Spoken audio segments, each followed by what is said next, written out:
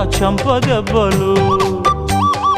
అబ్బా అదేం కాదు వెర్రి నాయనా, ఏమీ అర్థం కాదేమయ్యా నీకు ఎట్టా చెప్పినా. ఇచ్చేదేదో ఇస్తే సంతోషించనా, ఉత్తి మాటలతోనే ఊరిస్తుంటే ఊరుకుందున్నా. అంత బాహాటంగా అడిగేస్తావేం బండరామయ్య, ఇదే కాయ పండ నువ్వే చెప్పయ్యా.